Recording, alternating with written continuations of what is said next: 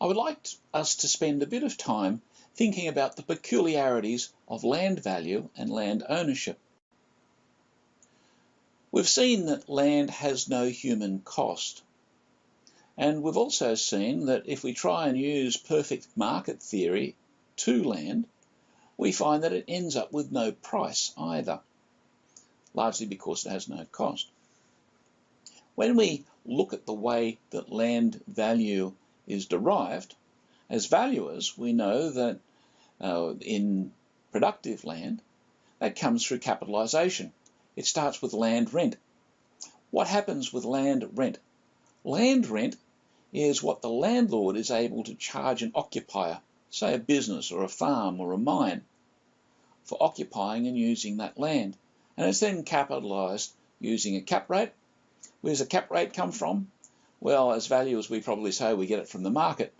But really, what we're doing when we look closely at the cap rate, we're getting a rate of return, a rate of productivity that is in some way linked to the rest of the financial system, especially through the capital asset pricing model, for those of you who have done financial management.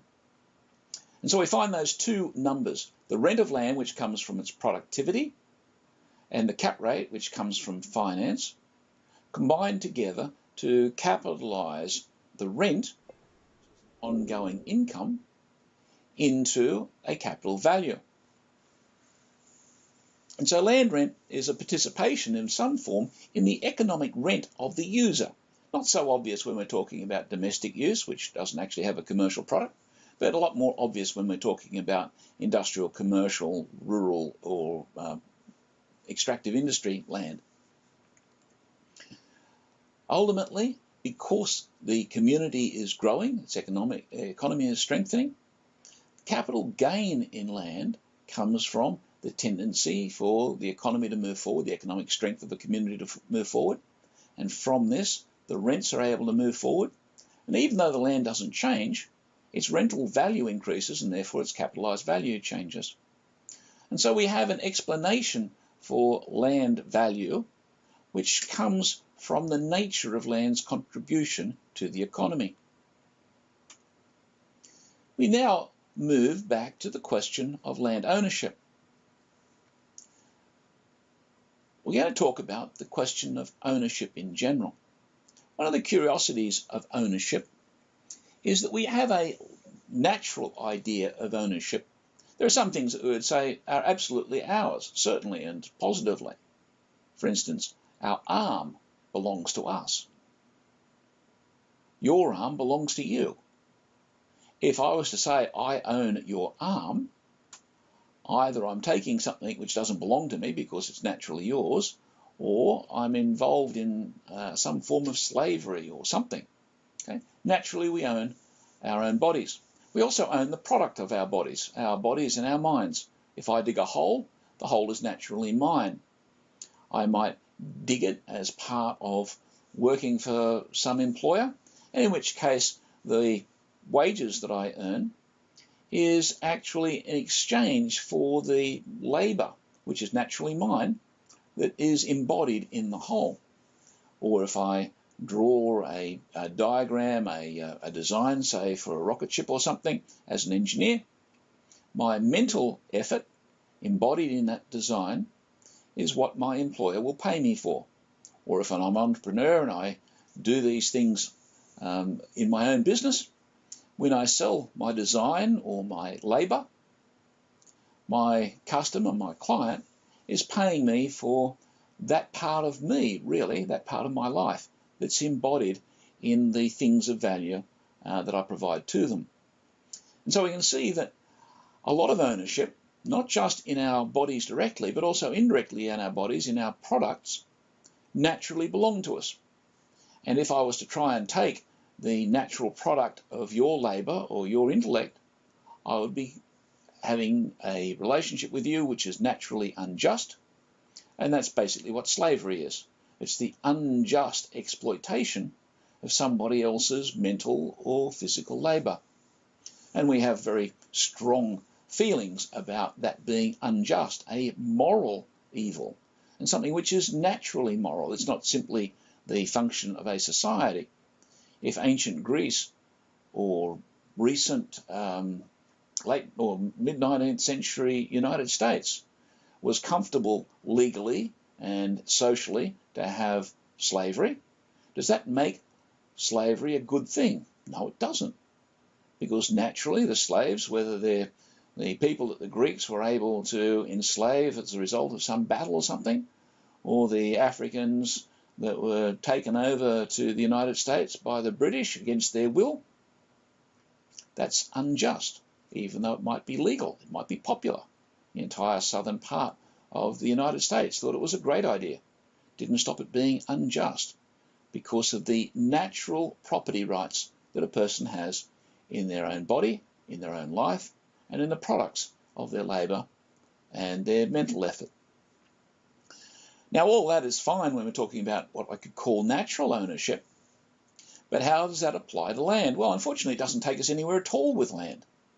Land ownership is only really a convention.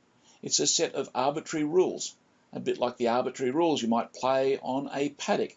Depending on what shape ball you have, it might be the rules of soccer or the rules of rugby. Those rules can change.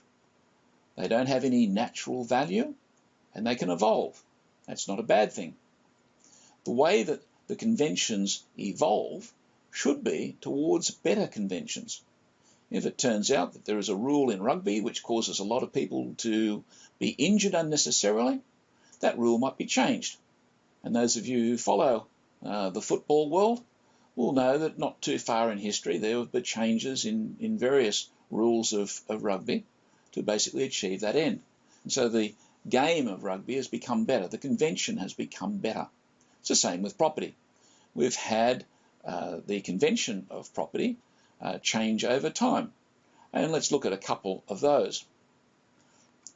Once we see that these conventions are only human products, human artifacts, what we can say is that they're only as good as the principles they embody. Ultimately, in the question of land property, the objective behind the convention is justice, a reasonable recognition of the effort and so on. We're going to be looking at this in detail in a later date. But one way or another, it has to do with justice, because if we take property from someone unjustly, or if we allow it, award it unjustly, and then we're going to end up with some sort of an evil resulting. There are two aspects to justice that are worth being aware of. There's justice with respect to the person, and that would be where if I come along and take the design that you have just done or the song that you've just written that might have made you $1 million and I use it for my own purposes, I have done something unjust to you personally. There's another aspect of justice that has to do with the community. There are conventions and so on to do with the better ordering of society as a society. And so our conventions relating to taxation, for instance, they are aimed at giving us the best result for society as a whole. We refer to that kind of justice as justice in respect to the common good. And so that's justice with respect to society in general.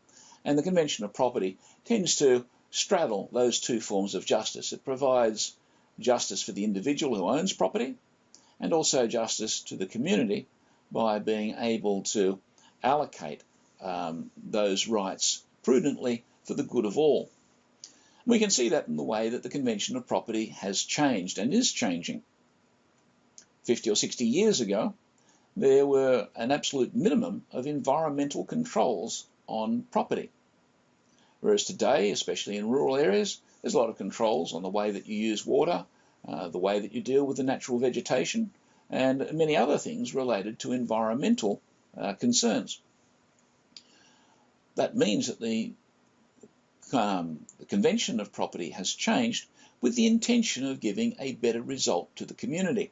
In the case of the environmental controls, they're there to ensure or to at least encourage present users of land to be able to pass it on to the next generation. So there's intergenerational justice, intergenerational equity in the way that land is managed. it's considered that this is an aspect of justice that was neglected in the property institution 50 years ago.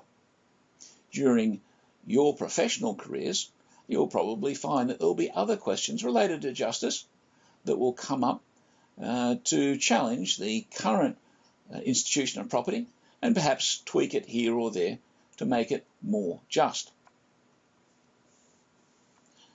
We've certainly seen it in respect to environmental obligations. We also see it related to the whole question of developer contributions.